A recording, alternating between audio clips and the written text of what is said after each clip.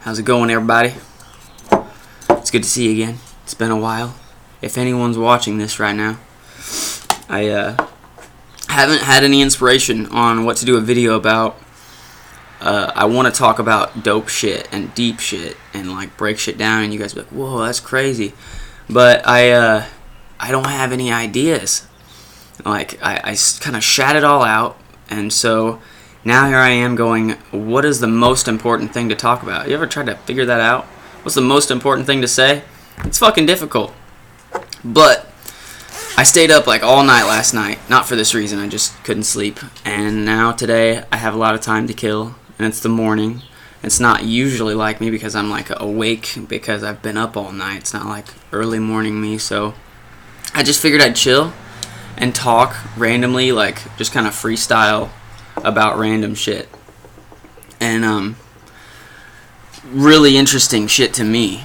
Overall, the course of my experiences with psychedelics, religion, all the different shit that you could consider spiritual, and my wanting to seek out and ascertain something from that realm, I've learned that there's a multitude of ways of looking at the world and the universe that can be technically correct. So it's difficult to even talk about, all of life should be about being happy, right? Should be about enjoying life and the present moment and each other and love and friendship.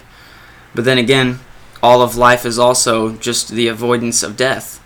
I mean, what is life as opposed to what? Like, it's great, right? As opposed to what? So you can both say that life is about life and that life is about death. And they're two very different ideas, but the behavior that you'll see from human beings is essentially the same when you project whatever you believe onto those people. So there's no right way to look at the universe, is what I'm saying. There's multiple ways that will, I feel like, line up with every little aspect and just convince you that it's the right way, but in reality it's just the way you've chosen to look at it. So what I think, so I'm just going to break it down to you. If you want to know what I think is going on right now on this planet, here in life, I think that we're an experiment. I don't believe it, but I think it. I think just from how you look at it, we are like this machine that evolves new forms of experimentation at a faster and faster rate, and it implements these things and tests them against the environment and sees which ones succeed and uses those and builds up to the next one. If you think about anything else that works like that, it's just technology. That's how technology works. You just keep improving and improving and improving and hoping to find the most effective, the most efficient version of whatever that thing is. So if that was the case in life, then what are we even looking at? What's the most efficient version of a human being? But so I think that that's kind of what it is, and I think that our idea of like a higher power could really just be a higher consciousness. Could really just be something that shares existence with us, but is equally confused about why it's here. And we would think it was an answer to contact this being if you could talk to God, and it would be real shitty if God just said, "Yeah, I don't know shit either. I did make your universe. I did give you guys life. I had nothing to do with all those natural disasters, nothing to do with those meteors, nothing to do with all that. That's all a part of your environment. And now you found me, and I can answer your questions about physics and about mathematics and all this stuff, but I have no fucking clue why I'm here either."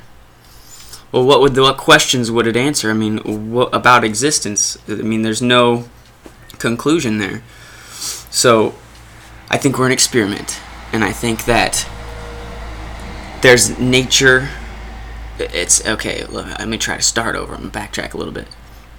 I think that there is a synchronicity to all of this stuff moving along its courses. There's a synchronicity to it. So, man, I want to find a great way to explain this. I almost feel like I have to restart this video because I'm just coming to a wall. But it's a freestyle video, right? Who gives a fuck? So, basically, I think that there are higher entities that want to communicate with us, and I think that they are doing this through psychedelics. I don't think that it's just like aliens and shit. I think that psychedelics happen to be a link in the chain between the ethereal world and the physical world. So if you take like all of these things that I've learned in conjunction, For example, downloading a fourth dimensional object into a third dimensional object loses dimensions.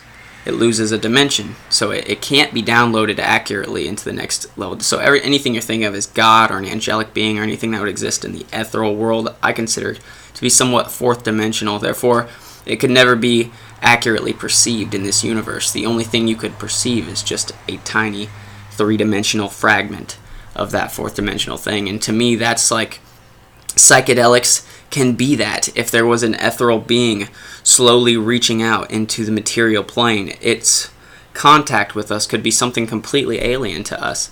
And it could be this thing that says, look at me, eat me, I'm right here, I'm colorful, I'm strange looking, I'm set against the background, and I have no ecological footprint. I don't damage anything, I don't fuck anything up, all I do is clean up the world. I'm like a little natural computer.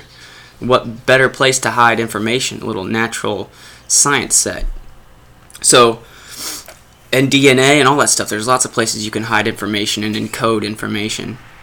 So what I think is happening is that our ideas of God and our ideas of things that we think should exist did exist. And that's why we have a hole in our brain for those things. Maybe not God as we want it to be, but the experience that I've gotten out of these chemicals is the exact experience that I expected, and the exact one. I mean, it's equal then, if not greater, to the ones I've read about in the Bible. I mean, the DMT experiences and the talking to God is talking to God.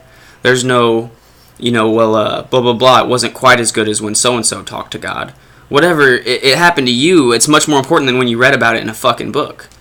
So that being said, I think that there is a attempt to speak to human beings to save this planet from its this self-destructive cycle we're on.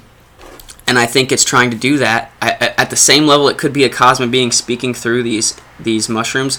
It's also an observable natural reaction of just the planet, right? Because if you look at what mushrooms do and fungus do, they react quickly. They respond quickly to things that happen, anything that happens, to try and sustain its own life. So if a tree falls on top of some fungus and that fungus doesn't recognize that tree, it's just going to keep creating new chemicals until it finds the right enzyme to break that tree down.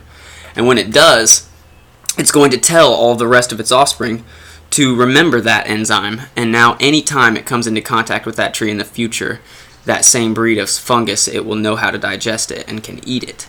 And that can happen. The fungus can just eat whatever the fuck it wants, whatever it figures out how to eat. And anything that happens to it that doesn't kill the whole thing, that information's just going to be downloaded into the rest of them, and they're all going to adapt and figure out a new way to survive. And it keeps happening so long to where we still have these amazing forms of fungus that are just super intelligent and super well evolved. I mean, the first thing that was here was a fungus on this planet, so they've had the longest to evolve out of all of us. So what I'm saying is that it doesn't seem like a coincidence that the effect of these psychedelic drugs makes us not want to destroy our planet, makes us even want to worship and appreciate the natural elements of our planet. Because if it was our planet reaching out to us, trying to talk to us, that's exactly what it would say. If your planet was reaching up from the ground trying to yell at you, and how would it talk to you? How could it talk to you except for the last common thread you guys had in your evolutionary system, which was DMT? That is the only common chemical language that we share between us and trees anymore, between us and the planet anymore. We can't speak to it like we can speak to each other, but maybe it knows we can speak to each other. Maybe the consciousness of the universe wants us to be these complicated, complex beings and create language and create art and all this stuff. And maybe the only way to communicate those things is through some sort of mechanism, a mechanism that we as people won't understand, can't understand. Like when you go to text someone in your phone or you go to do something, they respond, they're right there on your phone. The text pops up before you even get a chance to text them. You go to call someone and they're calling you and you answer the call. That can be a coincidence easily, but it can also mean that alongside the internet, there is an actual internet of mind, of thoughts, and that we can actually, if we had developed this over time, instead of using tools to put in its place, we might be able to just signal each other, at far distances with our thoughts or something like that, just hypothetically.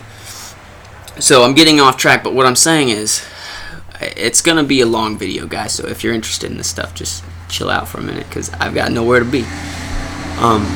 But so I think that there is a real, what you would call like a spiritual thing happening here. I think the meaning of life is can be evident.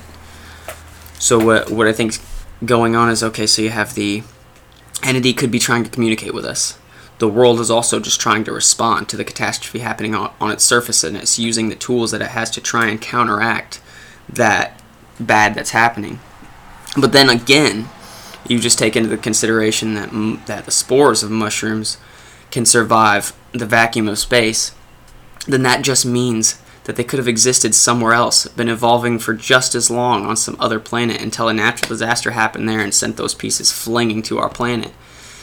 So all of this, it could turn back into some alien communication thing, even though it could be the world reacting to catastrophe, and it at the same time could be an alien technology or an alien itself from another planet that we've evolved from, that we are co-inhabiting this universe with without noticing it, and that it's trying to speak to us through this ethereal plane. Now, there's plenty of ways that you could say that it's just coincidence and it's just mumbo jumbo and science would disprove it.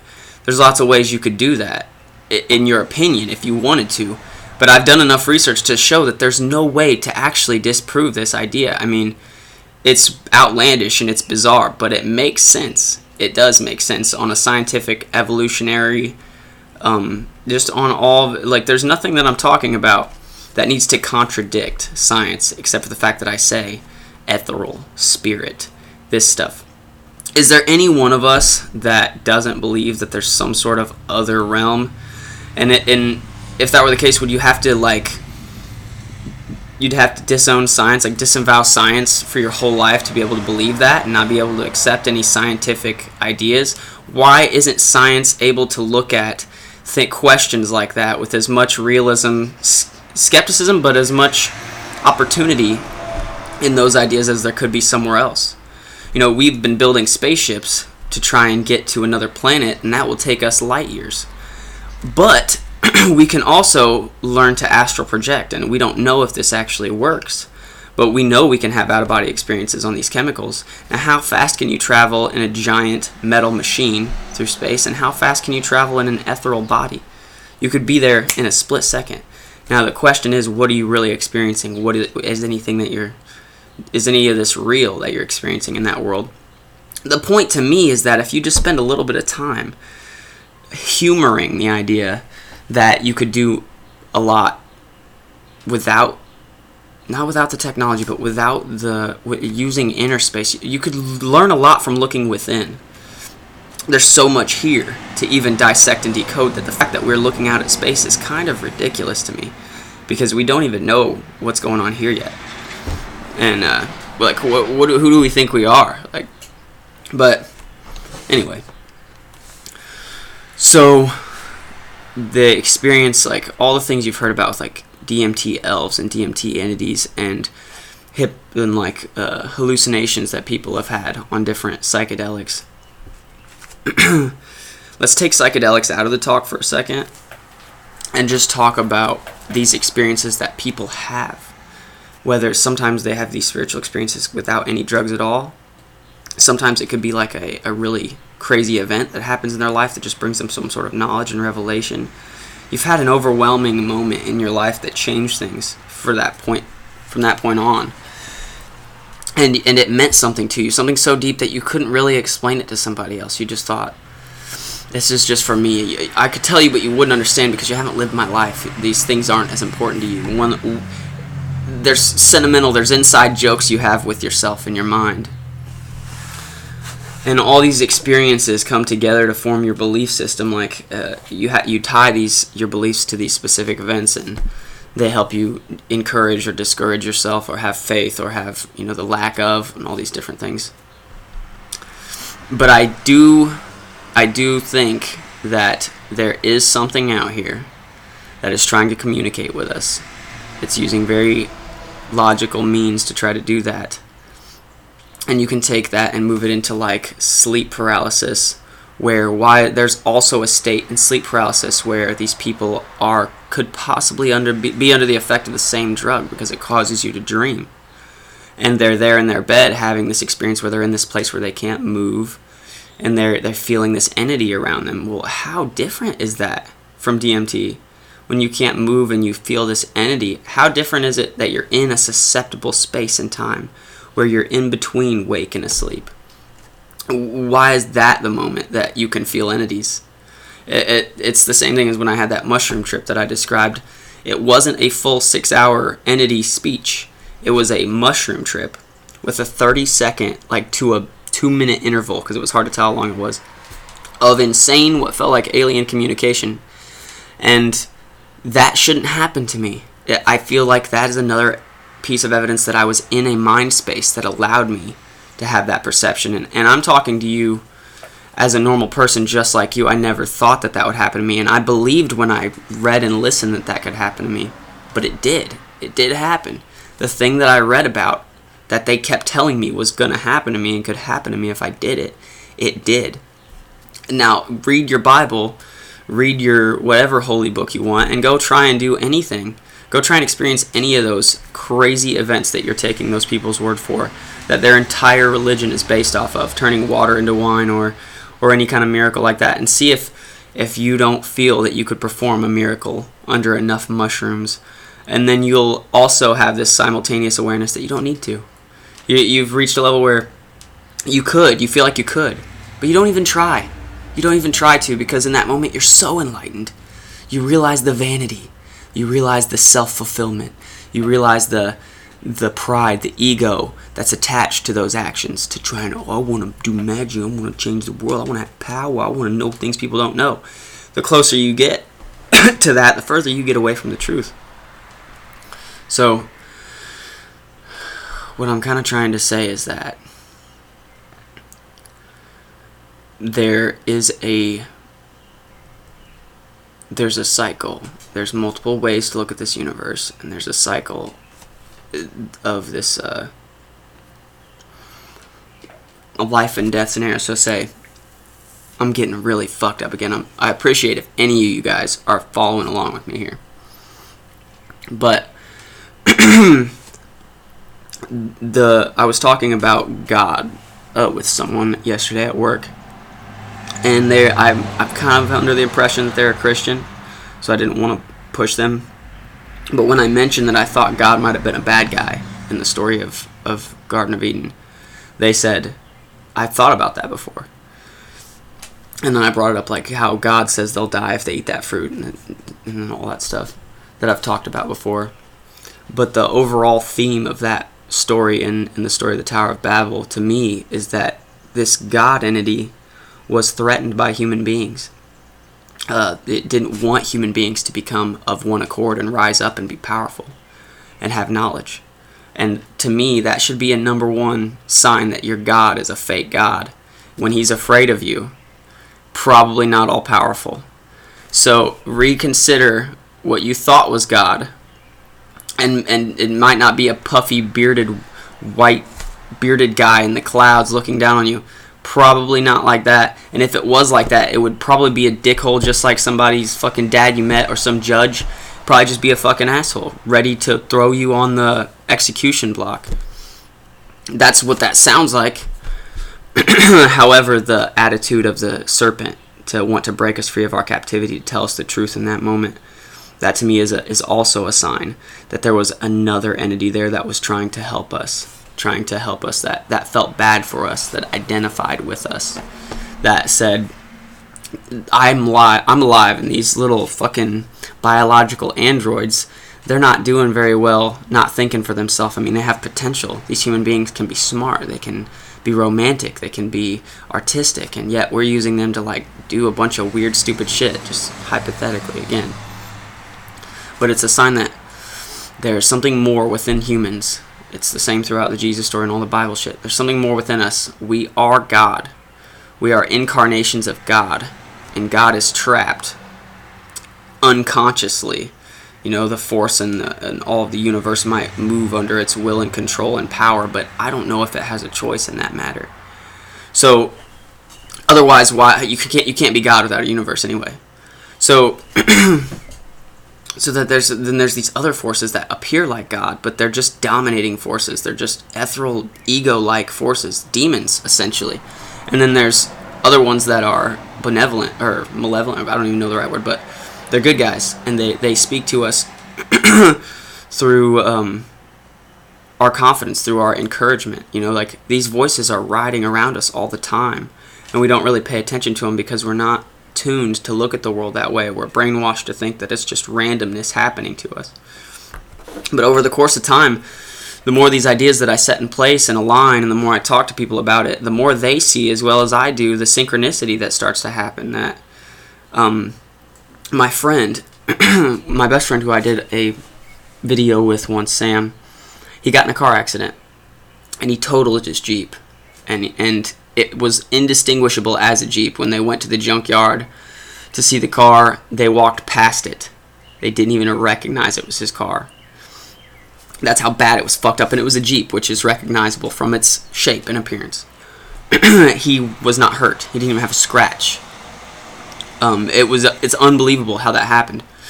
And at the same time, he had lost his job, and he had quit his job over a girl and some other bullshit. So then the other day, he wakes up to his dad saying, "Are you ready to go? Are you blah, blah, blah?" And he says, "What's going on?" And he gets taken to the dealership, and he gets not a brand new, but a fucking damn nice new car, right? And at the last second, he's about to not be able to go through it. He needs his social security card, and that's in his wallet, which he's lost. But then he remembers where he lost the wallet, and they've got a couple hours to kill, and he goes over there, and he finds the wallet at a fucking gas station after months of not having it. I don't know how long that kid didn't have that wallet so he could get that car. And then he got this job offer from, this was before the car, but he just gets hit up and says, "You want a job?" And he decides to go in, and he's got this job now where he makes decent money doing stuff, and he's not upset with the job. Like, he likes it.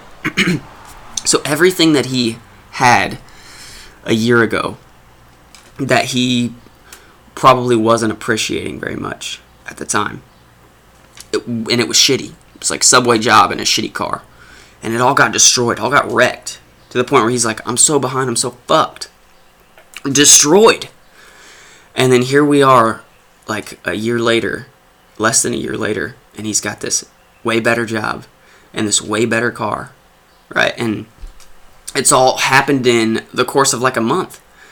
And I'm like, dude, this is like divine intervention if I've ever seen it. I mean, there's no karma involved in this situation. There could be, but I don't get it. Like, Sam didn't really do anything to deserve what happened to him. And no offense, man. Like, Sam, if you watch this, like, no offense. You know as well as I do that wrecking your car does not get you a new car, especially when you don't have insurance that pays for a new car. You know, quitting your job does not get you a new, better job. But in order to get a new, better anything, the old thing's got to go. And this moment was a moment where these synaptic events happened, where the loss of his wallet and the crashing of his car and the losing of his job all worked together to form a life that he has now that's better than anything he had before. And he could tell that to you right now. Yeah, that's a better situation than I've been in before. And that's after the fines he had to pay, and after the DUI he had to deal with, and after you could not imagine a light at the end of the tunnel before that. But now here it is. And you couldn't even imagine it would be this bright. So sometimes there's just an unexplainable way that things happen, and you can choose to interpret them in whatever way you want to, but there's something weird about waking up with a brand new car and also surviving a complete demolition of your old car that makes it almost like a yin and yang, like a weird thing that happened to him, you know, like this shitty job that he had to lose, like this very biblical idea of the old must be destroyed before the new can come in and rebuild. And that shit don't happen to me, you know, like that. I try to cling to things and hold on to them, and if I value them, I try to keep them around a long time. And maybe I've been doing things wrong. Maybe every once in a while you let some stuff go so some new, better stuff can take its place. But in life, I see that's how this works. Time and all this stuff, it intersects. It's confusing because it's not parallel. Our realities might be parallel, but when you have this coincidental moment where you're standing at the corner of this street and you're listening to a song and it's saying the word as you're looking at it in the song, and just then 3 cars that are the same model and color of car pass each other in an intersection, and you're just going, what are the odds of this event? What are the natural scientific odds of this event? I mean, I know there's a lot of people in the world, but how many of those people would have had to buy cars? How many of those people would have had to have been in the same place at the same time? How was I on that corner where the word that I heard matched the word that I was looking at? And this stuff happens. And there's no logical way to explain how it happens except for maybe that we're creating this universe somehow through co-creating it through our minds. Like it's a dream, like we're on a treadmill that we're creating as we go. And we quite literally are. The way we choose to perceive these things is how they're going to be to us. So. Just a long, ranting, rambling video. I hope you guys enjoy it. But that's the way I look at how these synaptic things have happened. It's not because I see a ton of sense that it makes right now, even though I can't not make it make sense. But it's not because I'm convinced. It's because I can't think of any logical explanation to the astronomical odds of things that happen constantly, all the time, every day, all around me. And I get like there's 9 billion people or something on the planet. I get there's like, you know, 'cause there could be a bunch of planets with life in the universe that all these weird things could be happening on. But just all these little weird coincidences that happen, they imply to me that they're not coincidences, that they're evidence of an unseen cycle, of an unseen system that we are working in and being a part of, but we're not actively aware that we're a part of it, not because we can't be, but because we've chosen not to be, to distract ourselves with TV and internet and whatever the fuck we can to help us forget that we're in a real world where things can really happen to you and your life can go from good to shit in a day. So remember to appreciate that shit. And I totally understand why people would want to get away from that reality, but there's a little bit of fun there. There's a little bit of fun in challenging God and saying, maybe I could know everything. There's a little bit of fun in saying, what if, fuck death, fuck mortality, it's just like, unpredictability is the point. If it was all predictable, if we knew what was going to happen, it wouldn't even be life. And it's almost like if we're God, we're setting ourselves in a situation where we want our memories to be erased. We want to relive these things and relearn experience-based knowledge and not just knowledge-based knowledge. So I firmly believe that you and I are God, encased in a weird material capsule, and that the grass is probably God, and everything with a life force is probably the same life force that's just contained in a different vessel, and therefore reacts to the sensory organs and stimulations of those vessels. And because they're so well designed that they just do what they do, like functionally, whether it's an ant or a blade of grass or a human being. You can't decide whether or not you're a human being. I guess you could, but I mean, you are, whether you like it or not, and you're going to behave like one. You could stop eating, but you're going to die. And you could do all this stuff to try and, rebel against humanity, but at the end of the day, you have this tether to the mortal realm, and it might be very special. This might be I'm not afraid of the complicated, and I'm not afraid of the mysterious. I'm not afraid of the controversial. I'm not afraid of things that make me afraid, because it's fun. There's something fun about it. There's something fun about going, you know what? Instead of just wanting everything to be easy, why don't I just dive into a haystack of information looking for that needle? And then you think like that you're never going to find that needle, but then you find it. And you have to move on to another haystack. And then 10 years later, you've gone through 100 haystacks and you found 100 needles, and nobody else ever wanted to take the time to find them. But now you've got quite a bit of fucking information that you're sitting on that no one else wants to pay attention to. but it's the information that ties us all together. It's the information that explains the emotions we have. It's the information that explains the missing elements that we seek out of our life, out of the adventure and the romance and the... I'm not saying you could just take a mushroom or a fungus and you're going to watch a 10-hour movie in your living room about you experiencing all the things in life that you ever wanted to experience. I'm saying that there are emotions and there is intensity and there is learning and so much in there that when you come out, it feels like the experience of skydiving. It feels like the experience of going to California and swimming in the water of the ocean. It feels as real and intense and life-changing as that. It's a trip, buddy. And you come back and you go, wow, I'm back, and you're changed. You're changed, and you don't even care that you weren't in California, and you don't even care about all that shit. All you know is that you just downloaded a shit ton of experience in a short period of time. And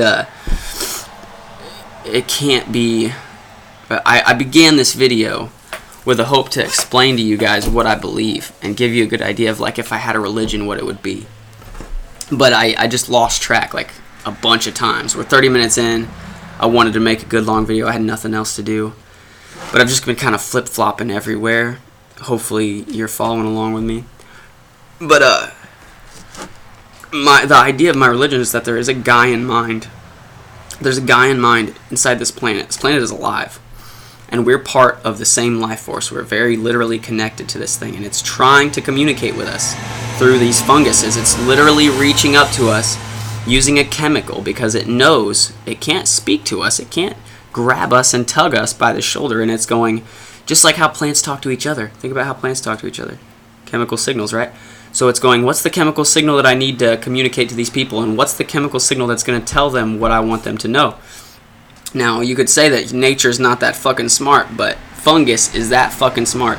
And it can do that. It can create new chemicals and all kinds of shit. So I don't think it's a coincidence that we're having a very meaningful, deep, spiritual, mystical experience where we feel communicated to by entities by eating something that grew out of the ground. That should be basically telling you, without the thought of science and all of the brainwashing going on, that there's something down there reaching up to you, and when you ate it, you began an interaction with it, and that interaction took you through a place, and in the past you would not even have known that was a trip.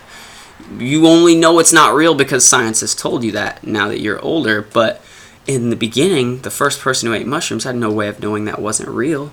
They just experienced it and came back. They thought everything that they had just experienced was real because they saw it and they felt it and they experienced it.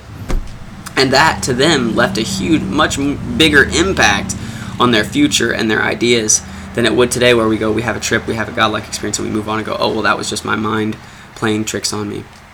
Man, look around you, look at the world. I'm just trying to get people to basically see that God and the things that we think are invisible are just like the things that we already know exist, like grass and trees and air and sunlight. Technology has made us look away into this new artificial zone where we want things to be shiny and light up and go very fast and be aerodynamic and be crazy and look futuristic like alien shit, which might have something to do with our design again. But it's distracting us from the fact that there is a whole world of technology that is more developed than any technology that we could create in 100 years. It's millions of years developed. You can compare pot to K2 and say, this is what we do when we synthesize synthetic weed. This is what nature makes. And you can't even die off a pot. And without, K2 was killing people after, no time. We are just very, very inept at recreating the things that nature has spent millions of years to make. And so the fact that we're even doing that, we should be spending our time figuring out what the shit here does. We should be spending our time figuring out what every leaf, blade of grass, and mushroom does. When you eat it, when you apply it, when you rub it on your skin, when you shove it up your butt, whatever the fuck you gotta do, figure out why that plant is there. Because it has an ecological niche in that system. It has a niche. It's there for some reason. What are the odds that pot got you high and it's growing on the ground? What are the odds that tomatoes can be eaten and they grow out of the ground? Do you think that everything that grows to the ground maybe has a fucking function? Instead of blazing down the fucking rainforest with bulldozers to make paper and shit? Like, that we could have been on other planets already, guys. We could have learned how to master physics already. Our perception is everything. The reality outside is raw data, and you can be a frog or a fly or a human and see those things differently. And neither one of them is more accurate. You don't have the best eyes in nature. So why do you think you see the truest reality? You just see the human reality. And so that is only there so you act as a human, designed as the way that a human is supposed to act. So reality is in here, and it's projected out. So the fact that we are looking like this all the time, you should come to the idea that, oh, that's kind of retarded. We're kind of dumb, because we're thinking like, oh, this is the same as somebody trying to change their life who's like a drug addict or something, that's going, man, if I just eat one more Pop-Tart, if I just hit one more smoke of crack, you're going, no, that's not the right way. You got to look within yourself to find that answer. You're looking in the wrong place. You're looking externally. Well, that's what we've been fucking doing our entire human existence. And I don't think there's anything wrong with it. Science is important. But I do think that we could have also been paying as much attention to inner space and learning how to change the actual computer that changes reality outside. I mean, it's the Matrix. I mean, you can be Neo. The signs are all there that if you're God and the universe depends on perception, and without intelligent life and without life in general, there are no properties or matter or anything, then you should rightfully be able to tell the universe what to be. And in a way we do, right? But you should rightfully be able to mold it. And I think that it is a part of our brainwashing that keeps us from that belief, because that's a dangerous belief. A person who believes that they can accomplish anything, and a person who believes that they know what they need to, I don't know, a dangerous mind. And anybody intelligent has a dangerous mind. Anyone who thinks for themselves. The government doesn't like that shit. The people in power don't like that shit. They want you to be a consumer. They want you to get up and drink your coffee, and you go to work, and you come home, and you watch your TV, and you order your Netflix and your Hulu, and you fucking chill out, and you do it again the next day. That's what they want. But then you do mushrooms, and you get rid of the TV. You sell your PS4. The fuck was I thinking? You go and do all the shit that makes you go, oh, life is this. Life is this experience thing. You know, guys, one of the reasons that I haven't been making videos is because it's been longer and longer since that mushroom trip that I had. And something that mushroom trip did to me, it just flipped a switch in my brain that allowed me to not be self-conscious of the things that I was saying and not worry about it so much. And now, the last 4 times I've made a video, you can hear me on here going, I'm sorry, it's been so long, I'm sorry, I don't know what to talk about. Man, something was changed there for a minute, and I don't think I need to do mushrooms again. It hasn't been that long. But I think that I need to remember what I learned, and I need to utilize that information that, that's why I'm doing this today, is that I'm just tired of not making videos. I'm just tired of the prospect and the possibility not being out there.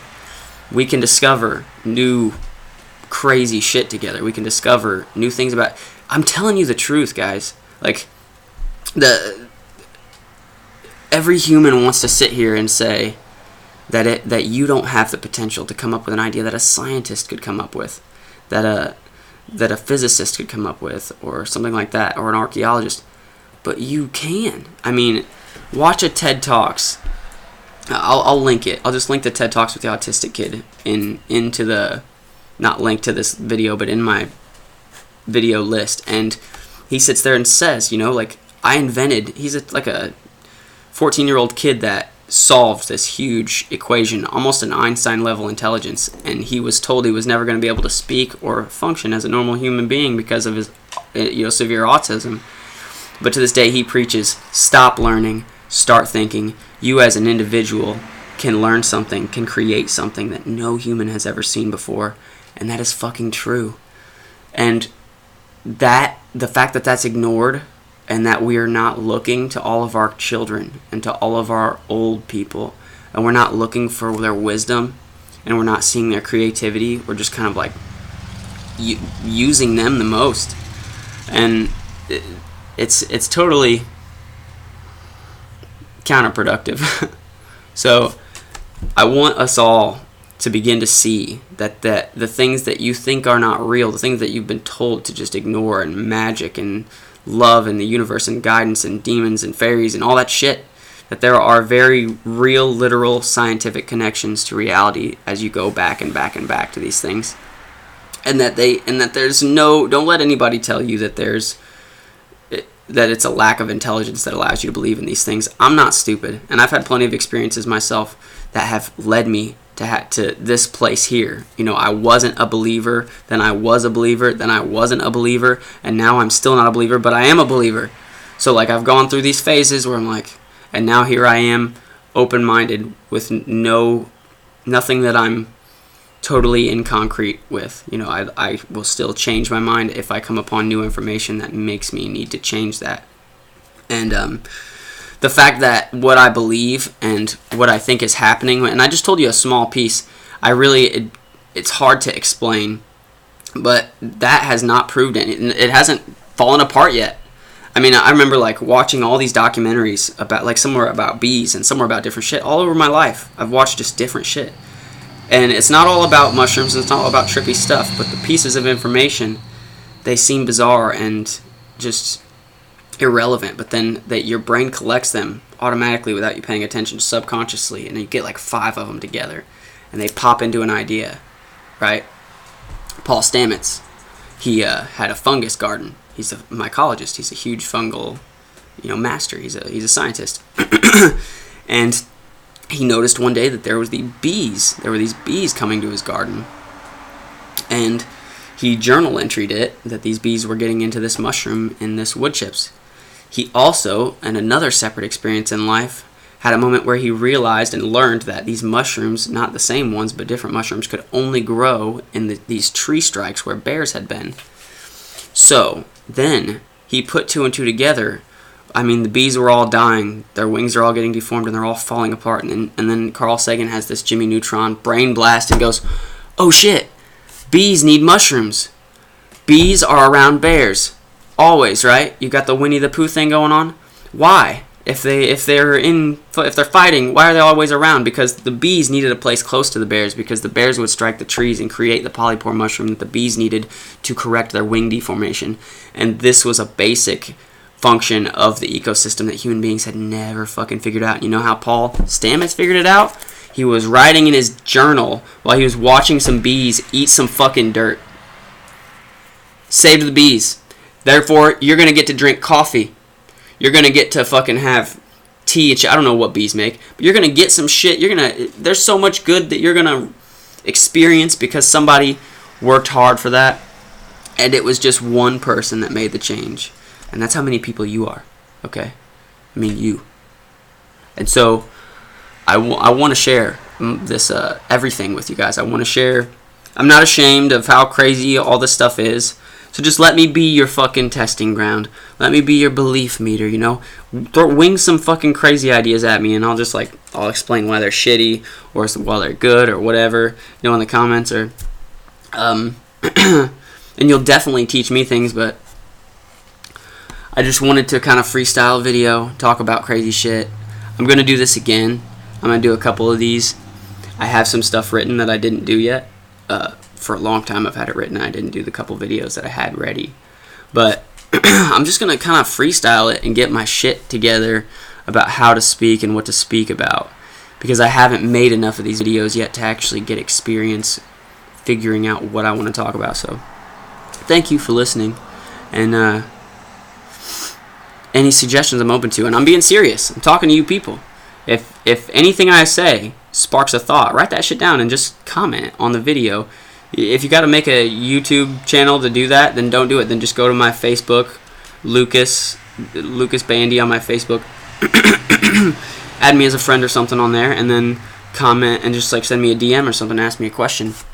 It doesn't have to be public, but I will bring it up publicly if it's a good idea that really brought me some insight. I'll tell everybody, hey, dude, this person told me something that's fucking dope. And that's really what I want. I want us to keep just constantly back and forth sharing information that's growing our intelligence, and I want everyone to understand that there's value in everyone's opinion and the way everyone perceives reality differently. There's a chunk of information that someone else doesn't have. And when we all work together and we all combine our brains, it's going to more evidently create this common thread between us. And the more people that are on the same page, it'll just start to fall apart. If everyone in the world agreed to quit warring, to just quit doing war, then what could the wars do? How could they keep them going? If every single person just made a pact, like, truce, no more war, it would never happen. I'm just saying, if it did, and there was a couple people in power that were pissed off about it, what the fuck choice would they have?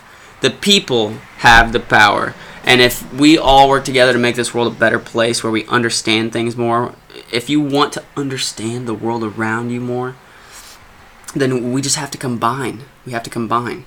We have to form a real community that's with communication. And we have to see each other face to face, and we have to interact.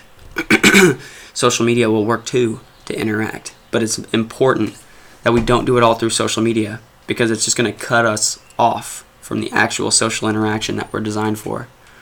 So, again, thanks for listening, guys. And I'm going to get the fuck off of here and shut the fuck up and quit wasting your time.